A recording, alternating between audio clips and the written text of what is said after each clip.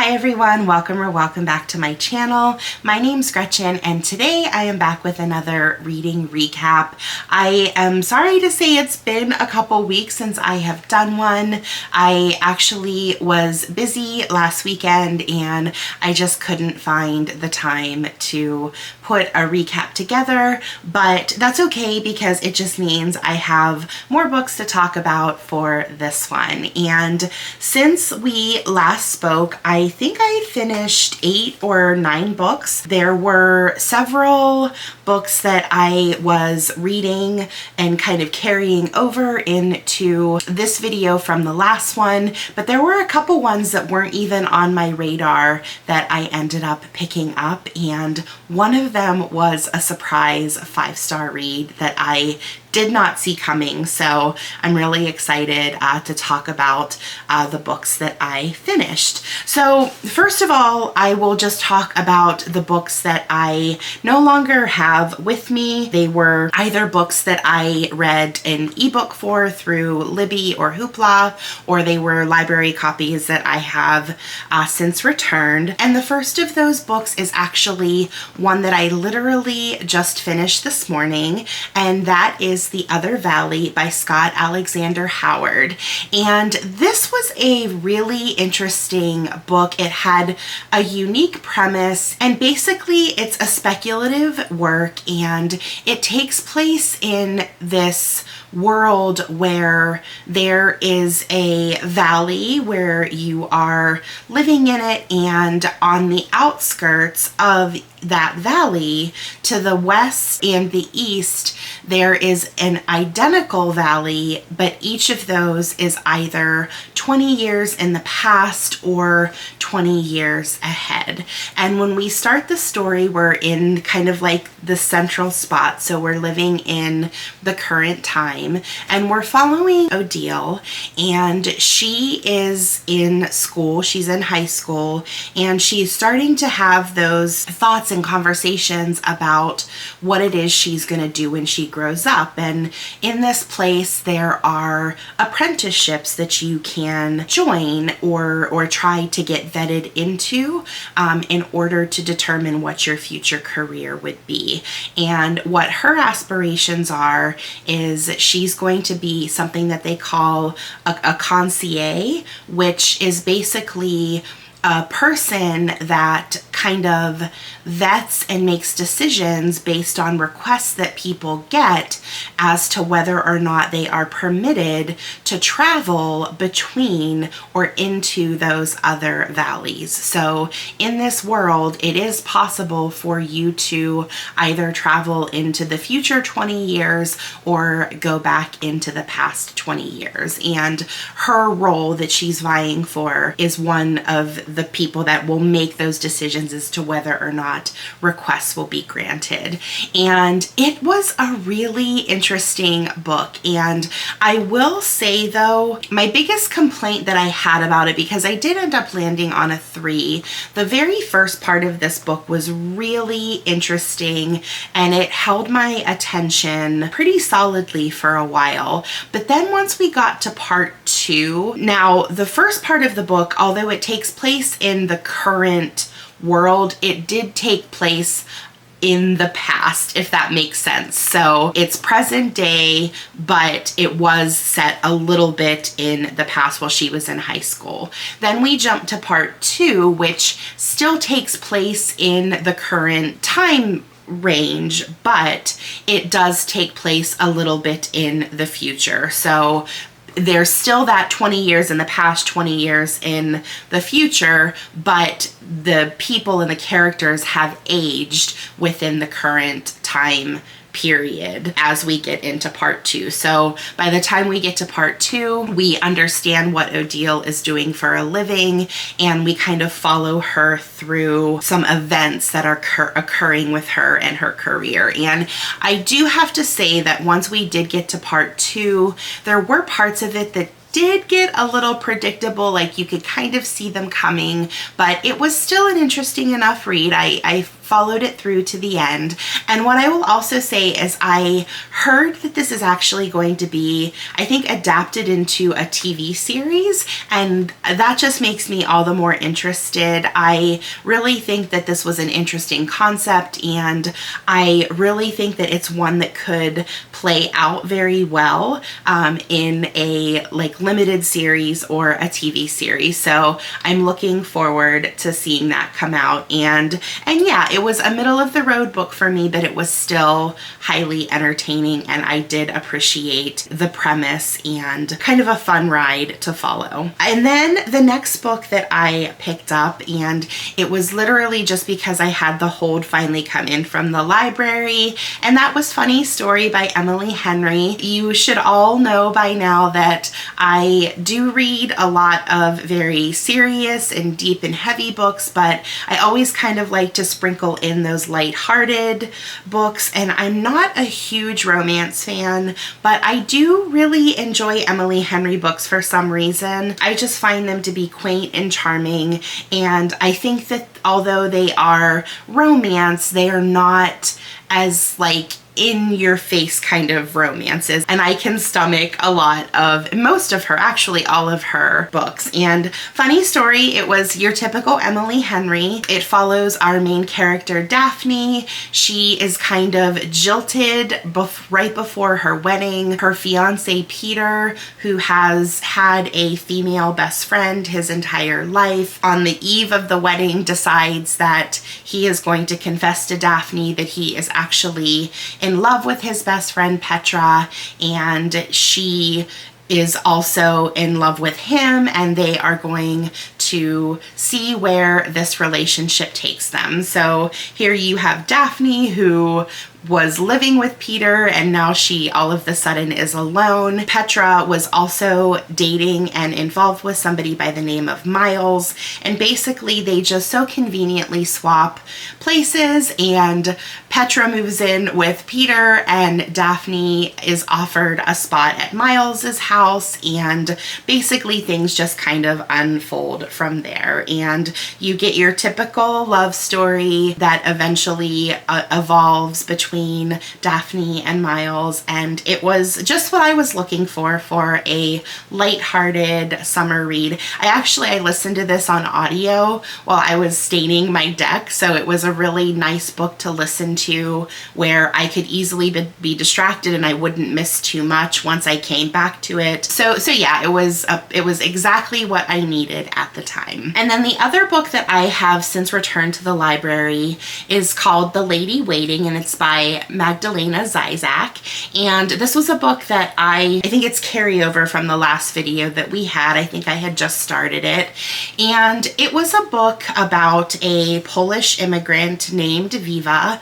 And one day she's driving around LA, and she picks up this hitchhiker. Her name was Bobby, and she was just this very eccentric, kind of scatterbrained, all over the place woman, and it basically turned Viva's life upside down. Bobby invites Viva to move in with her and her husband, and they live these very eclectic, kind of almost Gatsby-esque type lives where there's just, you know, parties constantly happening and there's always people there, and basically Viva gets caught up into their world, and what we soon find is that they are thieves and they're criminals, and she gets caught up in kind of a makeshift art heist. And yeah, it was fun. I will say it was a book that I enjoyed more toward the beginning. I think once we really started to get into the latter part of the book, things in my enjoyment level started to dissolve a little bit. It wasn't keeping my interest as much, and I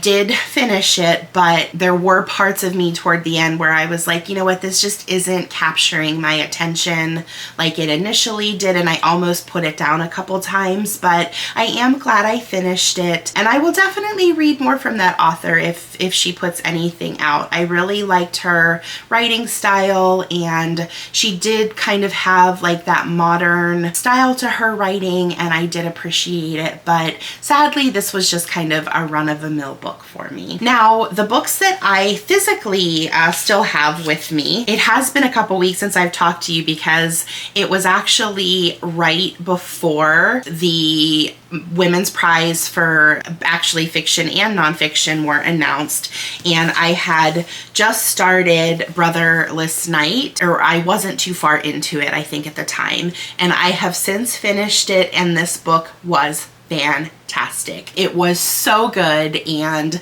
that's all I'm really gonna say because I will be doing a full-length review for it, but this was the eventual winner, and I can totally see why this won. It was absolutely amazing, and I cannot wait to get that video out to talk to you about how much and how good this book truly was. The other book that I had a couple books that I had just started when I was talking to you last, and one of those was Great Expectations by Vinson Cunningham, and this is a book that follows our main character. He is a Black man, and he is chosen, or he starts working for the campaign of an Illinois senator that is running for president, and he ends up working for the campaign to get him elected. Now, although it is never specifically mentioned as being Obama, we obviously know that it is the Obama election, the first one, and we kind of follow him through not only his journey across the country as he is trying to rally votes and things like that, but we also learn a lot more about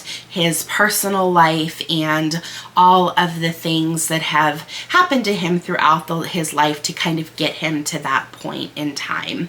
And I will say that I enjoyed this book, but I think that my expectations for it were a little different. I'm not sure exactly what I was expecting, but it wasn't what was really delivered.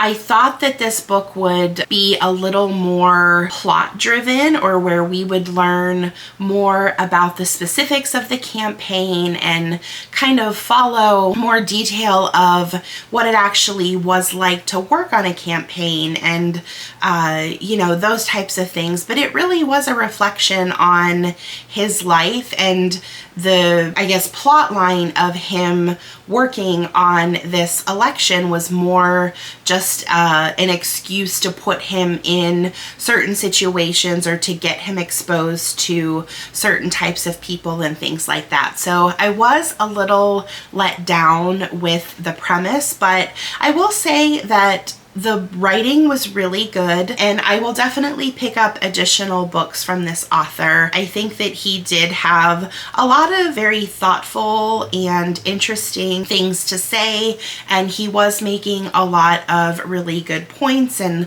pointing a lot of things out about society and our current world and current politics. But yeah, I think that because I had different expectations going into the book, because it didn't meet those, it did leave me wanting a little more. But like I said, I do recognize that he is a talented writer, and will definitely pick up more from him in the future. Now, another book that I think I had just started, or it was one of my ones that I thought I was going to be starting, and that is Challenger by Adam Higgenbotham. This book follows the story of the astronauts that were a part of the Challenger disaster that occurred in January of 1986, and this was a 5-star read for me. It was so so good. It was done so well. I remember that moment very clearly. I was 6 years old at the time. I had just turned 6 not too long before, and it's it's a very vivid memory that I have from my childhood. And I knew going into this that this would be an emotional read just because of the subject matter, but what really struck me about this book was how good of a job Higgenbotham did about telling the stories of each of the astronauts. And Krista McCullough, who was not an astronaut, but she was on board. He really got to the root of each of them, and we really learned about them as well as their family and their lives outside of the space program. And the most fascinating part of this book for me was learning about how this was a huge tragedy in our American history, but it was preventable, and there were people that were vying for that takeoff to not happen, and there was greed, and there was so much just horrible decisions that were being made that allowed this event to proceed and for that tragedy to take place. And learning about all of those conversations, learning about all of that history behind why this ended up happening was really fascinating. And hearing about not only all of the horrible players that were a part of ultimately making the decision to allow takeoff to happen, but also for all of those whistleblowers and those heroes that were really, really trying everything that they could to stop and prevent this from happening. It was a very fascinating book. And if you at all enjoy historical books like this about real life events, I think that you will really, really enjoy this one. And especially if you are at all familiar or you remember this event, I think that it's going to be a really good read for you. And it was emotional at times, but it was funny at times too. I think the author did a really good job of, pointing out not only the tragedy, but he, like I said, he humanized all of those astronauts, and he really gave us a good portrait of their personalities and who they were, and it was just really well done. So highly recommend this book if it's the type of nonfiction that you like to read. The other book that I think I had just started, I did start it and I had since finished, was Night Watch by Jane Ann Phillips. I did actually do a full-length review of this book, so I won't talk too much about it. Remember, this is the winner of the Pulitzer for fiction for this year, and sadly, it just didn't hit the mark for me. I am not sure how it ended up being the finalist as well as the winner, but I guess, there is a book out there for everybody, and this just so happened to wow the Pulitzer panel. But I think that although this book, I think, would have stood on its own a little better if I had gone into it not knowing that it was a prize winner. I think sometimes when you go into a book and and it sets that bar high, that sometimes you end up being disappointed because of that. And maybe upon reflection, that was what happened with this one. But yeah, it wasn't my favorite, and I'm glad I read it. I do understand that Jane Ann Phillips is very talented, and I will seek out some of her other books, but sadly, this just wasn't for me. And I promised you that I had a surprise 5-star read that came out of left field. I was not expecting it at all, and that is Whalefall by Elizabeth O'Connor. Now, this book was actually, I talked about this book on one of my anticipated releases. I think this actually came out in May, maybe. And although it was on my radar and it was a book I was anticipating, I did not think that it would be or end up being a 5-star read for me. So basically, this book follows our main character. Her name is Manad, and I certainly hope that I'm getting that pronunciation right, because this book takes place on a little island off the Welsh coast, and it's kind of an isolated island, and there's few inhabitants there, and they are not really acquainted with modern society and modern conveniences. It takes place in the I think it takes place in 1938. Yeah, 1938. They are just kind of, living in their own little world on this island, and there's not a whole lot of interaction with the outside world.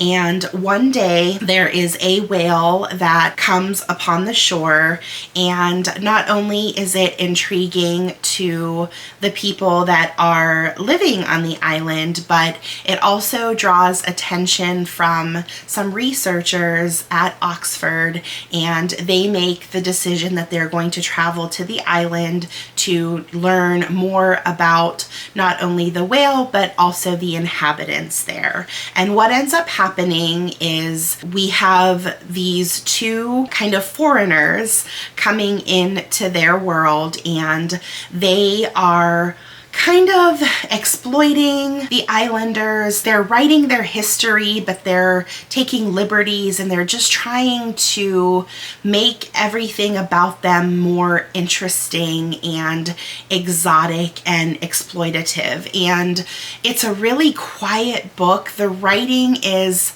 absolutely stunning, and I just adored it. And for those of you that read Audrey McGee's The Colony, this is very, very much a book that has strong The Colony vibes, and I absolutely adored The Colony. That was a 5-star read for me as well, and this was a very similar book, but definitely one that was unique enough to stand on its own, and I just gobbled this up. It's a fairly short book. I sat down with it and I ended up reading it in one sitting. I just devoured it. It was so good, and it was an emotional read. It really made me feel a lot as I was reading it. I was angry, I was sad, I was happy, and I cannot say enough good things about it.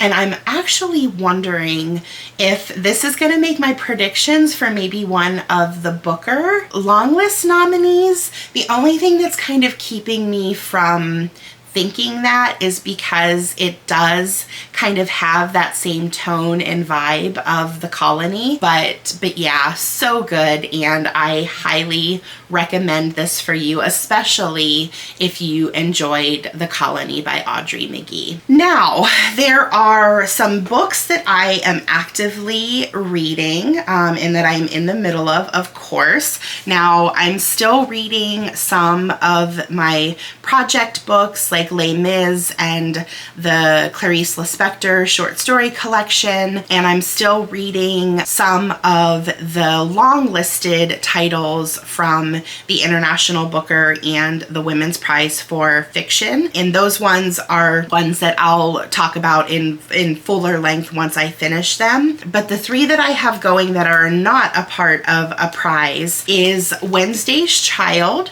by Yiyun Lee. This is a collection of short stories, and this was actually a finalist for the Pulitzer Prize. So having read Night Watch and really not vibing with it, I am super curious about the other two finalists that didn't make the cut. So I decided to pick this up. I've only read the first story so far, which was the title Wednesday's Child, and I did enjoy it. I think that I am probably vibing with this better than I did with Night Watch, but I am a fan of short stories, and I know that they're not for everybody, and also the tone can change from one to the other. So having only read the first one, I can say I enjoyed that one, but we'll see what happens as this book progresses for me. Now, the two other ones that I am reading, one is for a reading challenge. I am participating in the Read Good challenge that Ben Reads Good is doing over on Storygraph, and June is Reading Shame Awareness Month. So there are many different types of reading type shame that Ben outlines, but my choice was a book that I shamefully have not read, but everybody else has. And I chose Jane Eyre by Charlotte Brontë. I cannot believe that I have made it this far into my life without having read this. Now, I do know the premise. I've watched a couple adaptations, and this is one of those books where even if you haven't read it, you kind of know the story, or, you know, the story eventually comes out to you in some capacity, so you know enough about it. But I am just over halfway through it and I'm loving it. I was not a huge fan of her sister's book, of Emily's book, Wuthering Heights, so I was a little nervous going into this thinking that it would be the same type, but I am definitely vibing with this one better. I'm really loving the story. I love that it's dark and it's creepy and it's mysterious, and I am, although I know the twist and I know what's going to happen, it's still such an engaging read that I'm still compelled to move forward and read it. So I am definitely enjoying my time with this one.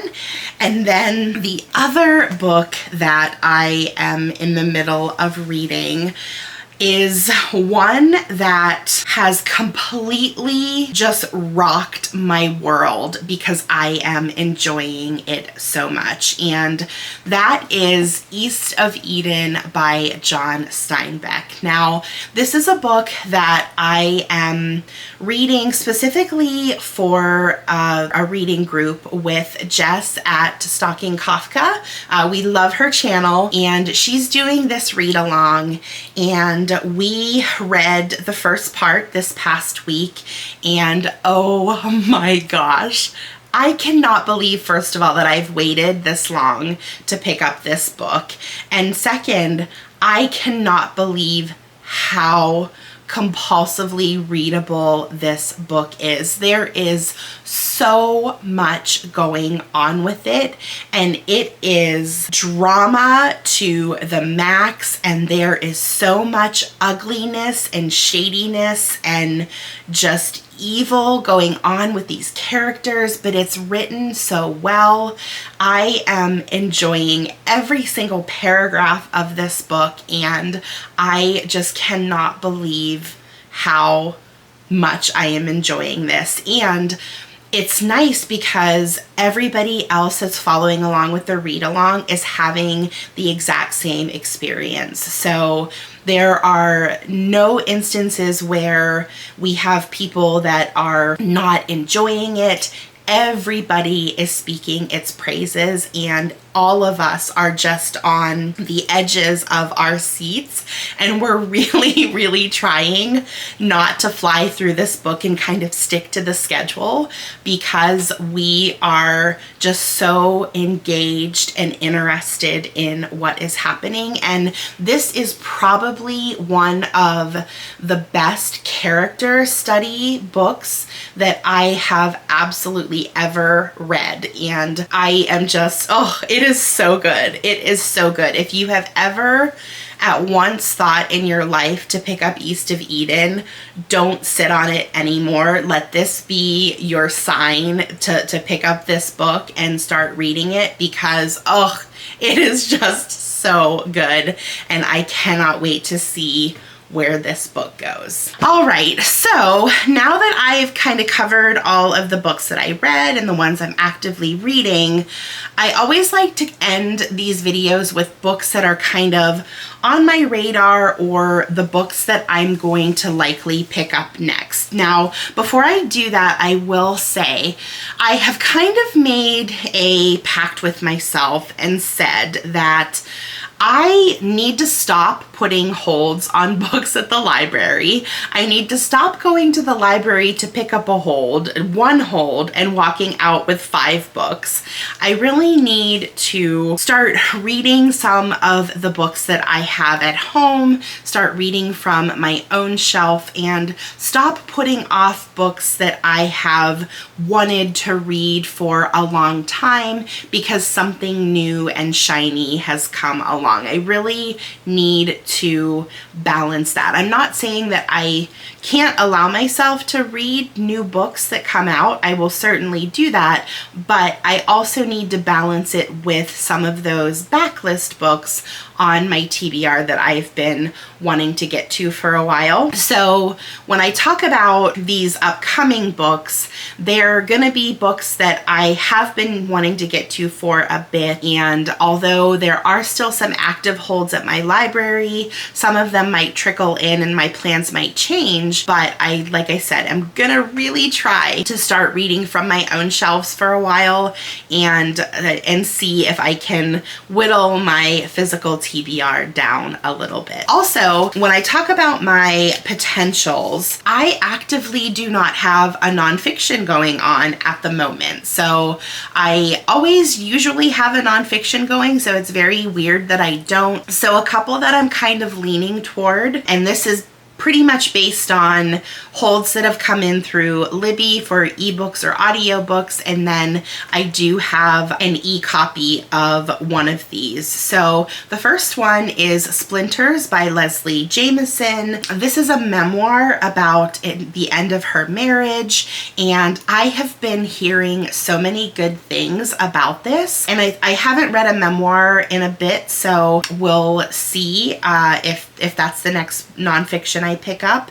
The other one that I'm kind of leaning toward as well is Intervals by Marianne Brooker. If you remember, that was longlisted for the Women's Prize for Nonfiction. It didn't make it to the short list, but it's still one that I very much want to read. I think it's about her experience with helping her mother get an assisted suicide. So that's going to be a very deep read. It's going to be a very emotional read, but you know, I always like to have a good deep read that really makes me think, and that could certainly be the one. And then the other one is Say Nothing by Patrick Radden Keefe. This is a book that has been on my radar for a while. This is about a murder that occurred in Belfast during the Troubles.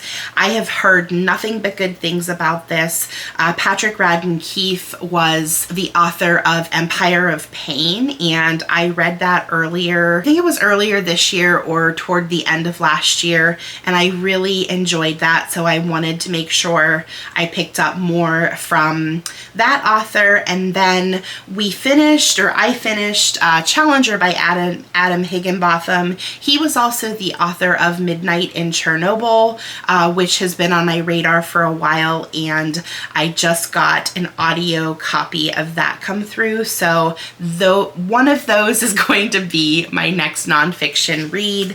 And then as far as fiction goes, there's 3 specifically that I think that I'm going to choose from, and these are all from my shelves, so yay for me for sticking to my gut on that one.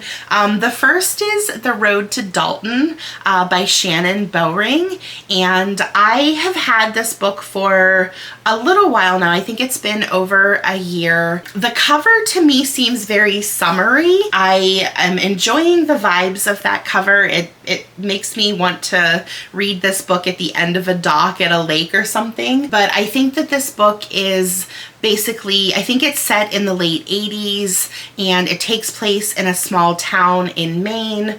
I'm assuming it's a coastal town. And I think that there's this accident that happens, and that accident kind of impacts multiple people's lives within the community. So kind of all of these secrets and drama start to come out. So that sounds like it could be a really good summer read for me.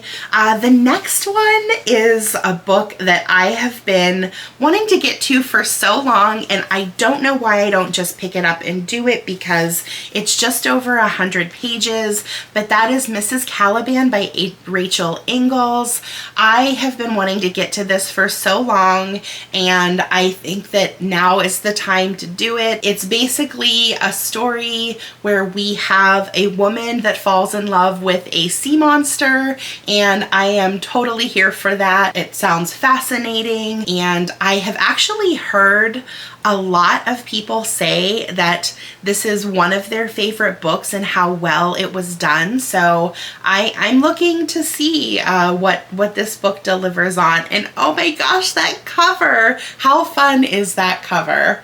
And last but not least, I have been meaning to get to this book for such a long time, and I'm ashamed of myself, so this could also be part of my reading shame, that I have not yet got to this one, because it was the winner of the Booker Prize for 2022, and that is The Seven Moons of Maali Almeida. This is the only book from that year's long list that I have yet to read, and it just so happened to be the winner. And I had full intentions of reading this book, but my copy got lost in the mail, and it was one of those ones that was released later than when it was the long list was announced, and I couldn't get it here in the States, and it was just this huge debacle.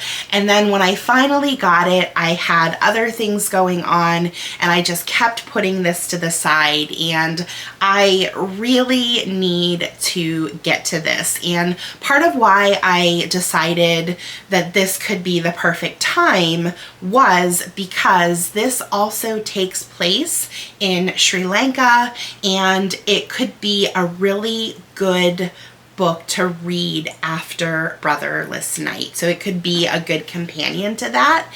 And I'm just really thinking that now might be the best time for me to get even more out of this book after having just finished Brotherless night. So we'll see which ones I get into. There is a lot going on at the moment. It's summer. Summer is definitely in full swing. So I have been really enjoying my summer reading routine. Although I will say we just kind of got out of this wicked heat wave in southwestern Pennsylvania, and it has been a little rough for me to do my reading routine because I really like to read on my deck in the morning and in the evenings, and it has just been so hot that I haven't been able to do that. So the good news is that things have cooled off, and I'm hopefully going to be able to get back into the swing of things and really start to knock some of these books out. So until we read again, bye.